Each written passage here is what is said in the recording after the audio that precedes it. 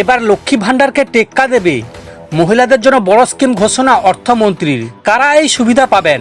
মোদী সরকার তৃতীয়বারের জন্য দিল্লির মসনদ দখল করার পর এই প্রথম পূর্ণাঙ্গ বাজেট পেশ করেছেন কেন্দ্রীয় অর্থমন্ত্রী নির্মলা সীতারামন।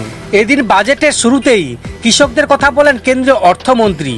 তিনি জানান, রাজ্যের সঙ্গে পার্টনারশিপে জেলাভিত্তিক প্রোগ্রাম হবে, যার ফলে উপকৃত হবেন এদেশের 1,70,00,000 কৃষক।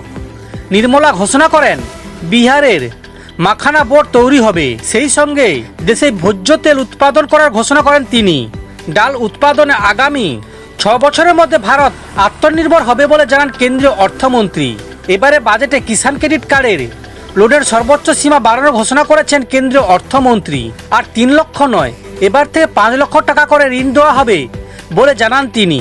একই সঙ্গে ইউরিয়া প্লান্ট তৈরির ঘোষণা করাও হয়। সেই সঙ্গে তুলো উৎপাদন থেকে সি ফুড রপ্তানিতে উৎসাহ দেবে কেন্দ্র। এবারে বাজেটে এদেশের মহিলাদের জন্যও বড় ঘোষণা করা হয়েছে। কেন্দ্রীয় অর্থমন্ত্রী জানান, 5 লক্ষ মহিলা, এসসি এবং এসটিদের জন্য নয়া প্রকল্প আনা হবে। ইতিমধ্যে এ নিয়ে শুরু হয়েছে জোর চর্চা। তাহলে কি পশ্চিমবঙ্গ সরকার লক্ষ্মী ভাণ্ডারকে টেক্কা দিয়ে মহিলাদের জন্য এই উদ্যোগ নিচ্ছে কেন্দ্র? অনেকের মনে উকি দিচ্ছে এই প্রশ্ন।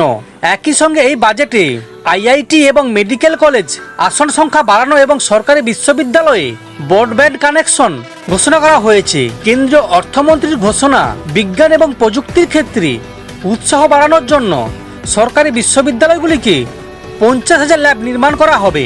জলশক্তিতে আরও 25,000 কোটি টাকা বিনিয়োগের ঘোষণা করছেন কেন্দ্রীয় অর্থমন্ত্রী। এর পাশাপাশি উড়ানের ক্ষেত্রে আরও গুরুত্ব প্রদানের কথা বলা হয়।